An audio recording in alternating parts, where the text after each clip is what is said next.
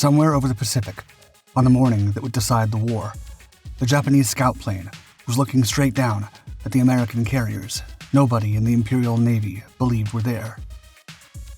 All they had to do to save the Japanese fleet was deliver the message. The battle that broke the Imperial Japanese Navy was fought on the morning of June 4th, 1942, around a coral atoll called Midway, barely 2 square miles of sand in a single day. The Japanese wanted to set up a trap, the ultimate trap that would finish the job Pearl Harbor had started, to obliterate the U.S. Pacific Fleet. The idea was to attack this isolated base, to lure the U.S. carriers from Pearl Harbor, and then crush them once they got close to the seized island. But they were wrong. Bad intelligence, bad luck, a trap reversed, and no eyes capable of seeing it. And when people went looking for someone to carry the blame, they found him in a single cockpit. That scout was a Type 0 reconnaissance plane, catapulted off the heavy cruiser Tone. The Allies called it Jake. It was the most produced floatplane Japan ever built. It let cruisers and battleships see hundreds of miles past their own horizon. On that morning, it was doing exactly that. The Eye of the Empire had been there from the start. It was the first aircraft to take to the sky on the morning that dragged the U.S. into World War II. In the last dark hour before the attack, the heavy cruisers Tone and Chikuma turned into the wind some 200 miles north of Oahu and fired their catapults. 2 floatplanes hauled off the rails and clawed into a black, heaving sky, roughly 20 minutes ahead of the first wave. Behind them, on 6 carriers, hundreds of fighters and bombers sat warming their engines. Ahead of them lay the question on which the whole operation hung. Where, exactly, was the American fleet? The machines sent to answer it were brand new. The Navy had picked the design only a year earlier, in 1940, to replace a tired biplane, and what it got was a long-legged thing built around a single radial engine, a crew of 3, and fuel for the better part of a day in the air.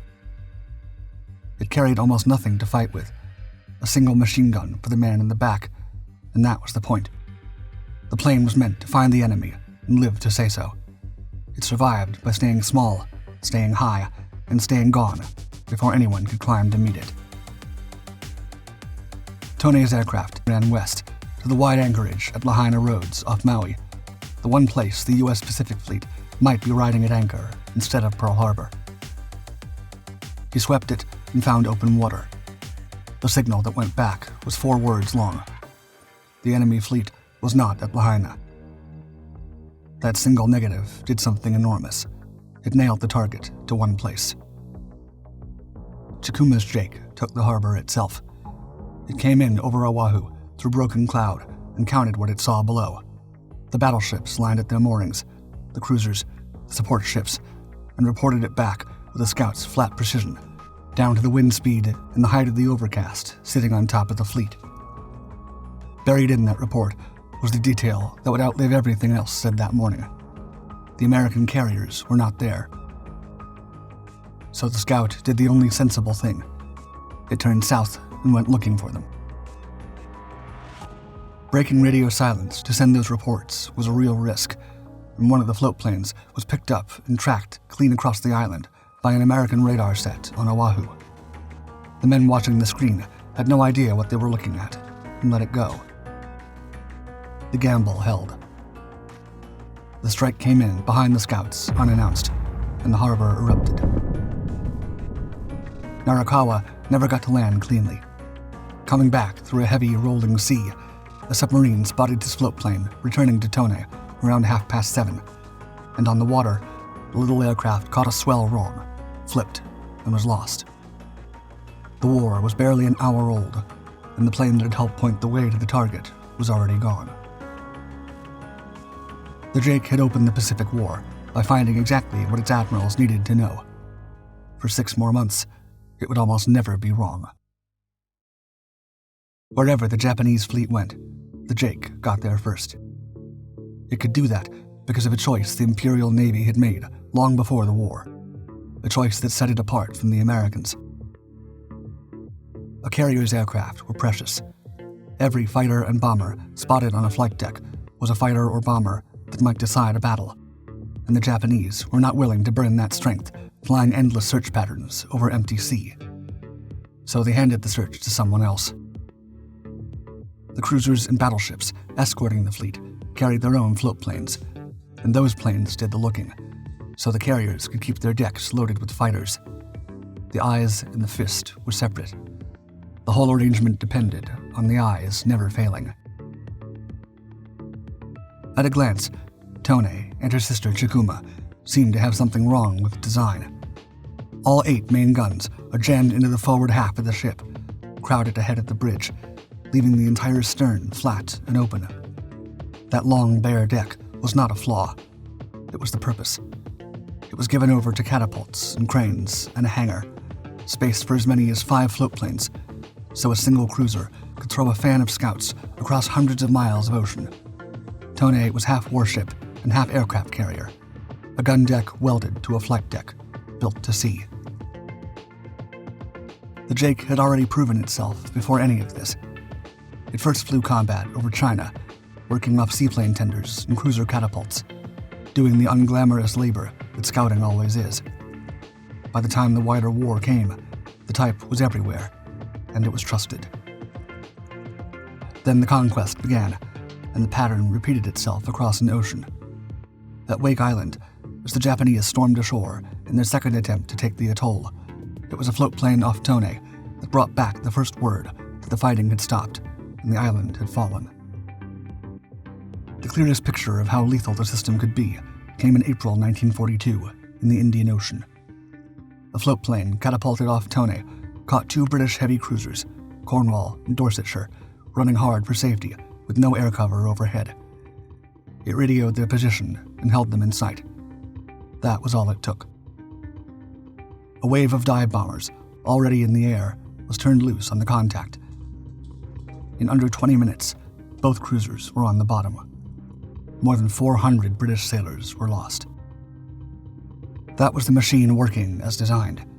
The scout sees. The fleet swings its strike onto the contact.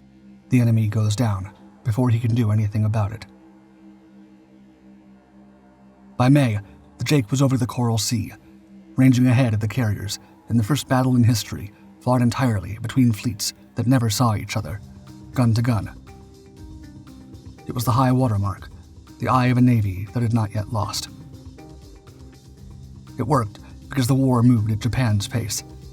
The fleet chose where to go and when, and the scouts had time to fly their patterns, find what was there, and report it. As long as that held, Japan could strike first. The system had never been tested against an enemy who already knew it was coming, until June of 1942, off a speck of coral called Midway. On the morning of the most important battle of the Pacific War, the Imperial Japanese Navy went looking for the most powerful fleet on Earth with 7 aircraft. Just before dawn, Nagumo's carriers swung their first strike toward Midway itself, and at almost the same moment, the escort threw out its search. It was a thin thing to hang a battle on. A handful of floatplanes off the cruisers Tone and Chikuma, a pair more off the battleships, fanning out south and east to sweep the empty quarter where an enemy might be hiding. Each plane drew a single long line across the ocean and was expected to cover it alone. There was no second sweep behind the first, no overlap to catch what one crew missed. And between 2 of those lines, the routes handed to Tone's number 4 plane and Chikuma's number 1 lay a wedge of open sea that no one would fly through. The American carriers spent most of the morning sitting inside that wedge. The launch itself began to come apart almost at once. 2 of the cruiser scouts could not get away on schedule. Engine trouble on one, a bulky catapult on the other, and the planes sat on their rails, losing minutes, while the rest of the search climbed into the dark. Tone's number 4 was one of them. It finally went off, close to half an hour late, and turned toward its assigned wedge of ocean. Around 6:30, Chikuma's number 5 plane, another Jake, came droning down its line, straight toward Task Force 16. The American carriers were right there beneath it, close enough that a clean pair of eyes should have found them. The crew saw nothing. They were flying above a thick, broken deck of cloud, glancing down through the gaps in it rather than dropping below to sweep the water properly, and the cloud held its secret. Back with the carriers, Nagumo was already being pulled in a direction he could not easily reverse. The leader of the Midway strike had radioed that the island needed to be hit again, and on that word, the Admiral began turning his reserve aircraft around, ordering the planes held back for enemy ships to be rearmed instead for another go at the atoll. The decision was in motion. Bombs were coming up, and torpedoes were coming off. And out near the gap in the search, late off the rail and flying a line of its own, Tone's No. 4 went on grinding through the morning haze toward the one stretch of water that would decide everything. At 7:28 a.m., the scout sent the message that would haunt the Japanese Navy for the rest of its existence. It got almost everything right. It left out the one word that mattered. The signal was clean, professional, exactly what a well-trained crew should send. Sight what appears to be 10 enemy surface ships, bearing 10 degrees, distance 240 miles from Midway, course 150, speed over 20 knots. They were the same ships that Tsukuma's No. 5 plane had flown over an hour before and had never seen. While the first plane missed the ships due to cloud cover, Tone's No. 4 scout plane clearly saw 10 ships sailing below. The eye had found the enemy at last, by the narrowest margin of the whole morning. On the flagship, the report landed like a stone through a window. Within minutes, Nagumo ordered the rearming reversed. The strike that had been turning into a land attack swung back toward the ships. Then he sent the scout a second order, 2 short demands, stacked one on the other. Ascertain ship types. Maintain contact. The plane was staring straight at the fleet and could not yet say what it was. Finding the enemy had never been the hard part. Understanding him was. And every minute the crew spent circling to make sense of it was a minute Nagumo did not have. On the American decks, unseen and unsuspected, planes were already turning into the wind. Then at last, the word came. The scout radioed that the enemy force appeared to be accompanied by what looked like a carrier, bringing up the rear of the formation. In nearly the same breath, the crew signaled they were turning for home. It was the right call. They'd found the enemy, named the danger, and they were running low on fuel, with a long flight back to a moving ship. They pointed the nose toward Tone and started back. The fleet would not let them go. The order came back almost at once. Postpone the return. Maintain contact. Keep shadowing.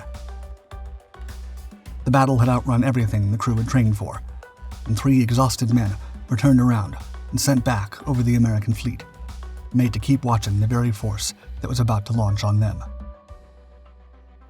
By the time the carrier was confirmed and the word ground its way up through the chain of command, the morning had moved hard against Nagumo. Historians still argue whether the full picture reached him a little before 7:45 or some minutes after. The exact second hardly matters. It reached him too late to do the one thing he most needed to do. He turned for home, and the battle would not let him leave. What he could not know was that someone had already found him on the far side of the water. At 8:15 a.m., the radar on the American carrier Enterprise caught something small and slow circling at the edge of the fleet. They sent fighters to shoot it down. The Americans had something Nagumo did not. On their carriers, antennas turned and painted the sky onto a screen, and the screen showed them a single contact loitering out at the margin, holding station, watching. They knew exactly what it was. A snooper. The eye that had found them. Wildcats peeled off and dove after it, and the little floatplane saw them coming and ran for the cloud, jinking and diving, and lived. The fighters came back empty-handed. The Japanese carriers had no radar worth the name. Nagumo could be watched, tracked, and counted in real time by an enemy he could not see at all. He was fighting half-blind against a man reading his every move off a glowing tube. His scouts could find the American fleet, slowly, one uncertain report at a time. The Americans simply watched the Japanese arrive. And what was arriving, Nagumo had no way of knowing. As his plane shuffled on the hangar decks, and his lookout swept an empty horizon, more than 150 American aircraft were already in the air and inbound. Fighters, torpedo planes, and dive bombers, converging on him from carriers he had only just learned were there. He did not know they were coming. He would not know until they fell out of the sky on top of him. They came in waves, and the first waves were slaughtered. The American torpedo squadrons flew in low and slow, and were cut to pieces by the defending fighters and the flak. Squadron after squadron, almost to the last plane, achieving nothing but their own destruction. For a few minutes, it looked like the Japanese defense was holding, that the eye's warning, late as it was, had bought just enough time.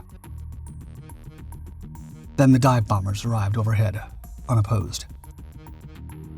A little after 10:20, they tipped into their dives out of a high sun, and after about 5 minutes, the battle ended.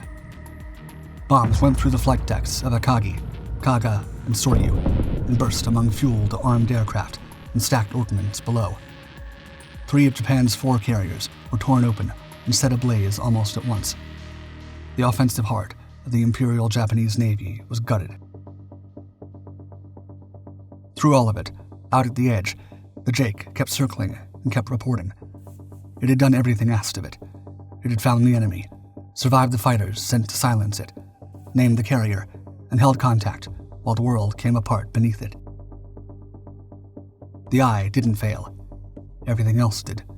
The doctrine, the radio chain that moved too slowly, the missing radar, the enemy already sitting in exactly the right water with his planes already climbing. History has long blamed the scout plane for Japan's loss at Midway, arguing its delayed and vague reporting sealed the fleet's fate. But there's a more troubling reality about that mission that's rarely acknowledged. The Scout has spent 80 years blamed for flying its mission badly. Flying it badly may be the only reason Japan ever saw the enemy at all. That half-hour delay on Tone's catapult was critical. The one small mechanical failure nobody thought twice about pushed the plane back on the schedule.